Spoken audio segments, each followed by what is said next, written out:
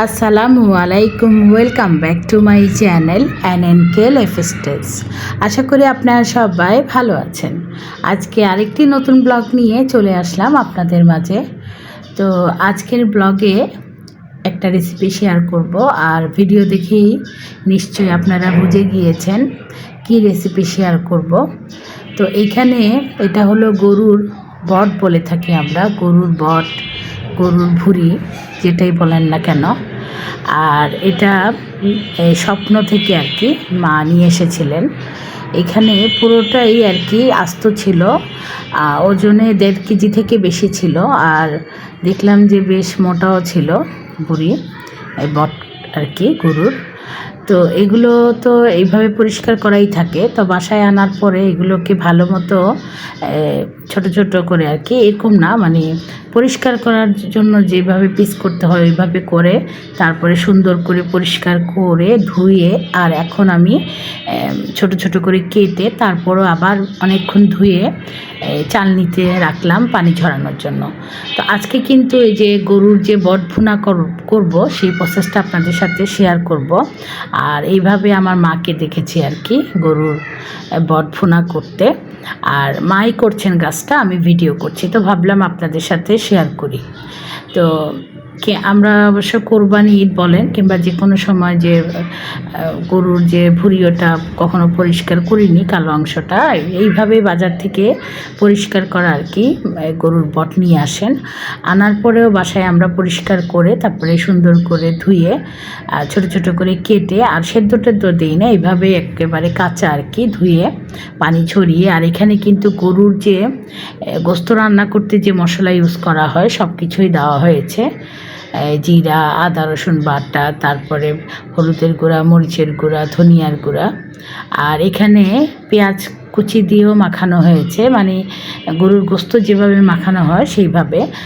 আর এখানে আবার তেজপাতা আর কিছু পেঁয়াজ দিয়ে আর কি এটা বাগার দিয়ে এই মাখানো ভুঁড়িগুলো দেওয়া হচ্ছে। তো এই ভুঁড়ি রান্নাটা কিন্তু 2বার করা হবে। প্রথমবার এইভাবে বাগার দিয়ে তারপরে ভালো মতো কষাতে হবে। এখন কিন্তু যেহেতু কাঁচা গোস্তর মতো মাখানো হয়েছে, আর এটা থেকে কিন্তু প্রচুর পানি ছাড়বে।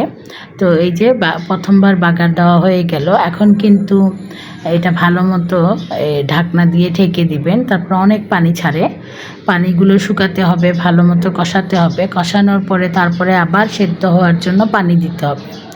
তো এই ভুঁড়ি রান্না করতে কিন্তু অনেক সময় লেগেছে, যেহেতু আমরা প্রেশার কুকার ইউজ করিনি, কম আঁচে আর কি সেদ্ধ করেছে, প্রায় 2 ঘন্টার মতো লেগেছে সেদ্ধ হতে।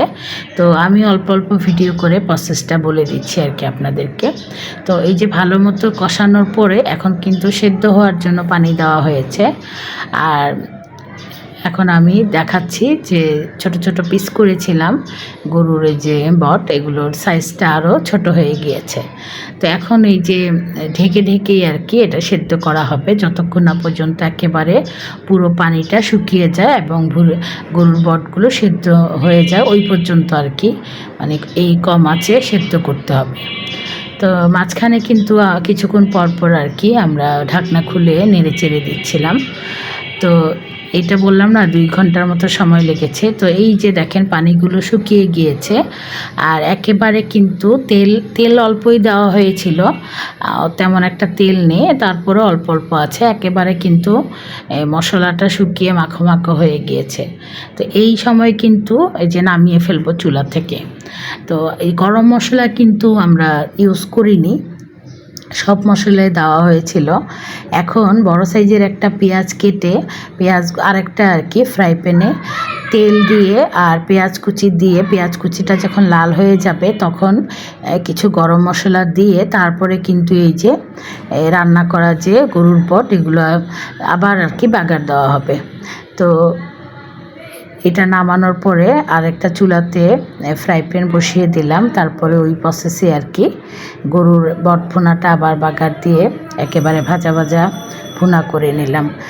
আর এইভাবে করলে খেতে যে কী পরিমাণে স্বাদ হয় আসলে আমি বলে বোঝাতে পারবো না। তো এই যে এই ফ্রাই প্যানে আমি আবার এই গরুর বট ভুনাটা বাগার দিয়ে দিলাম পেঁয়াজ আর এখানে গরম মশলা দিলাম। পেঁয়াজটা যখন লাল হয়ে আসবে তখনই গরম মশলা প্রায় 2-7 চামচ, ছোটো চামচে আর কি 1 চামচের মতো দিয়ে আর পেঁয়াজের সাথে ভালো মতো নাড়াচাড়া করে আর এই যে এখানে ছেড়ে দিলাম রান্না করা যে গরুর বটগুলো রান্না করে রেখেছিলাম এগুলো। আর খুব সুন্দর একটা ফ্লেভার আসে আর খুবই টেস্টি হয়। তো এই ছিল আমার গরুর বট ভুনা রেসিপি আমার মায়ের হাতের। যদি ভালো লেগে থাকে তাহলে অবশ্যই লাইক দিবেন, কমেন্টস করবেন।